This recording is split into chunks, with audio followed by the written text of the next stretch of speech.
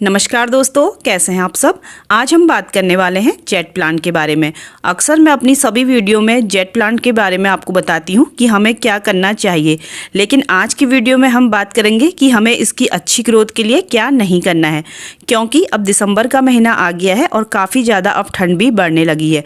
तो कुछ ऐसी गलतियाँ होती हैं ठंड के मौसम में, अगर हम कर देते हैं तो हमारा जेट प्लांट बिल्कुल ख़राब हो जाता है। अगर आप भी इस तरीके से अपने जेट प्लांट का ध्यान रखेंगे तो आपका जेट प्लांट कभी भी ख़राब नहीं होगा।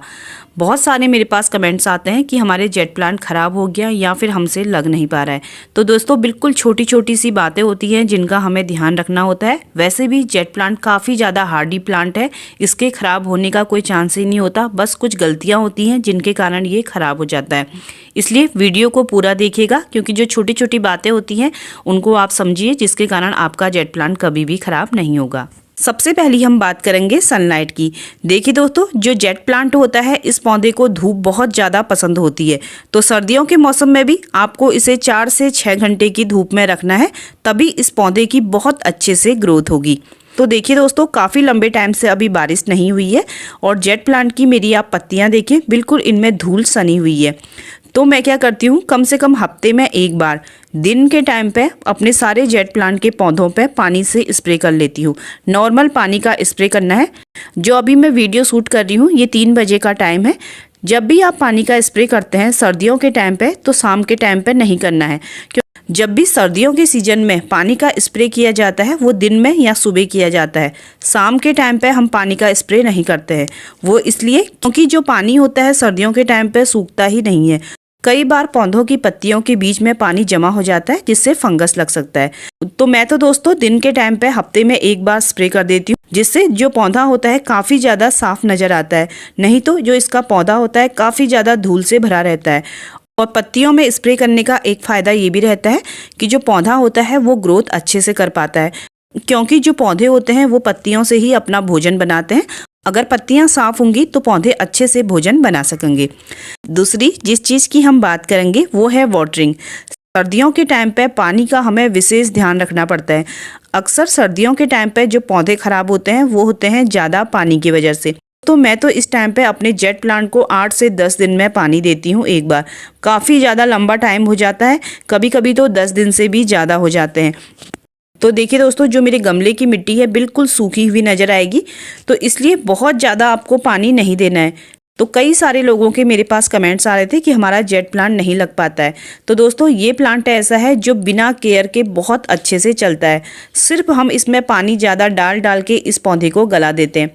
जब हम इस पौधे में बहुत ज़्यादा पानी डालते हैं तो जो इसकी स्टेम होती है वो बिल्कुल नीचे से गलने लगती है। तो इस चीज़ का आपको ध्यान देना है। पानी तभी दें जब आपको लगता है कि मिट्टी बिल्कुल सूख गई है। उसके भी आप 2 से 3 दिन बाद आप पौधे को पानी दें, तभी आपका पौधा सर्दियों में अच्छे से ग्रो कर पाएगा। इसके साथ ही जो चीज़ हमें अभी नहीं करनी है वो है पौधे की पिंचिंग। अपनी हर वीडियो में आपको बताती हूँ कि 15 से 20 दिनों में आप पौधे की जो ये ऊपर की टिप होती है इसको तोड़ दीजिए, क्योंकि जब हम इस तरीके से ऊपर की टिप को तोड़ते हैं तो जो हमारा पौधा होता है काफ़ी ज़्यादा घना बनता है।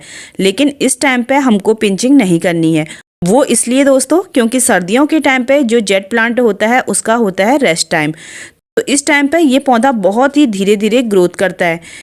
ये देखिए, जो ये स्टेम है इसकी मैंने पिंचिंग की थी नवंबर के महीने में, और पूरा इसको 1 महीना हो चुका है और अभी तक इसमें नई पत्तियां नहीं आई हैं। तो इस टाइम पे अभी आपको पिंचिंग बंद कर देनी है, क्योंकि ये पौधा वैसे ही अभी ग्रोथ नहीं करता, तो पिंचिंग करने का कोई फ़ायदा नहीं है। तो इसलिए इस पौधे की पिंचिंग अभी ना करें। चाहे आपने टोपियारी बनाई हो या फिर इस तरीके के प्लांट हैं, आपको पिंचिंग नहीं करनी है। नेक्स्ट काम जो हमें इस टाइम पे नहीं करना है वो है हमें अपने पौधे की इस टाइम पे गुड़ाई नहीं करनी है। मैंने आपको कई वीडियो में बताया है कि 15 से 20 दिनों में पौधे की गुड़ाई करें, लेकिन अभी सर्दियों के मौसम में दिसंबर और जनवरी 15-20 तारीख तक मैं अपने पौधे की गुड़ाई नहीं करती हूँ, क्योंकि दोस्तों ये इसका रेस्ट टाइम है। तो इसकी जो रूट्स होती हैं उसे हमें डिस्टर्ब नहीं करना है। तो अभी आप 1 से 1.5 महीना 2 महीना जब तक आपके वहाँ पर ठंड रहती है आप इसकी गुड़ाई बंद कर दें। तो इस चीज़ का भी आपको ध्यान रखना है। इसके साथ ही दोस्तों आपको एक चीज़ का और ध्यान देना है। अगर आपके जेट प्लांट के पौधे इस तरीके के हैं, जैसे मेरा ये प्लांट है काफ़ी ज़्यादा बड़ा है और काफ़ी ज़्यादा हेल्दी है, या फिर इस तरीके के प्लांट हैं काफ़ी ज़्यादा बड़े हो चुके हैं, इतने बड़े पौधों को हम रात के टाइम पे बाहर खुले में रख सकते हैं। लेकिन अगर आपके पौधे बिल्कुल छोटे हैं, इस तरीके के, ये देखिए इस तरीके के, आपको इनको रात के टाइम पे बाहर नहीं रखना है, क्योंकि जो पाला गिरता है वो पाले के असर को ये छोटे से पौधे सहन नहीं कर पाएंगे। अगर इतने छोटे पौधे आपके पास हैं तो आप इनको रात के टाइम पे और पौधों के बीच में रख सकते हैं, या फिर साइड पे कहीं भी रख दें जहाँ पे इन पे पाला ना गिरे। तो इस चीज़ का भी आपको ध्यान देना है। ये देखिए दोस्तों, एक छोटा सा पॉट है और इसमें मैंने एक छोटा सा प्लांट लगाया हुआ था जेट प्लांट का। तो देखिए दोस्तों, मैं तो काफ़ी ज़्यादा प्लांट है मेरे पास, तो उनमें मैं पानी देना भूल जाती हूँ। तो लगभग दोस्तों 15 से 20 दिन हो गए होंगे मैंने इस पॉट में पानी नहीं दिया हुआ है। जो इसकी पत्तियां हैं बिल्कुल सिकुड़ गई हैं और बिल्कुल जो इसकी मिट्टी देखिए बिल्कुल सूख चुकी है, लेकिन पौधा मेरा ख़राब नहीं हुआ है। तो मैं इसीलिए बोलती हूँ दोस्तों, इसमें हमें ज़्यादा पानी नहीं देना होता है। बिल्कुल आप कम पानी दीजिए, कम पानी से ये पौधा कभी भी ख़राब नहीं होगा। सिर्फ ओवर वाटरिंग के कारण ही ये पौधा मरता है। तो हम बात कर रहे थे दोस्तों पाले की। अगर आपके पौधे बिल्कुल छोटे हैं, अगर इस तरीके का भी आपका पौधा है, तो आप उसको रात के टाइम पे अंदर रख दें या फिर कहीं पे ऐसी जगह रखें जहां उस पर पाला ना गिरे। और कई जगह क्या है दोस्तों, बहुत ज़्यादा पाला गिरता है तो वो जो पाला होता है वो पौधों की पत्तियों को जला देता है। अगर आपको दोस्तों लग रहा है कि आपके पौधे बहुत छोटे हैं, वो पाले की असर को झेल नहीं पाएंगे, तो आपको उनको साइड पे रख देना है। इसके साथ ही हम बात करेंगे फर्टिलाइज़र की। तो देखिए दोस्तों, दिसंबर और जनवरी इन 2 महीनों में आप हो सके तो अपने जेट प्लांट को फर्टिलाइज़र देना बंद कर दीजिए। मैं अभी इस टाइम पे अपने जेट प्लांट को कोई फर्टिलाइज़र नहीं देती हूँ, क्योंकि दोस्तों इस टाइम पे इसे फर्टिलाइज़र की ज़रूरत है ही नहीं, क्योंकि ये बिल्कुल इसका रेस्ट टाइम है। और जो मिट्टी में आपने पौधा लगाया है उसमें भी काफ़ी ज़्यादा पोषक तत्व होते हैं, और वो उन्हीं पोषक तत्वों से अभी जो जेट प्लांट है वो ग्रोथ कर सकता है। तो 2 महीने इसकी मिट्टी में आप फर्टिलाइज़र बंद कर दें। अगर आपको ज़्यादा ही मन है तो आप महीने में एक बार हल्का सा कोई लिक्विड डाल दीजिए, नहीं तो उसकी भी ज़रूरत नहीं है। और इसके साथ ही दोस्तों इस टाइम पे आप जेट प्लांट की कटिंग भी लगा सकते हैं।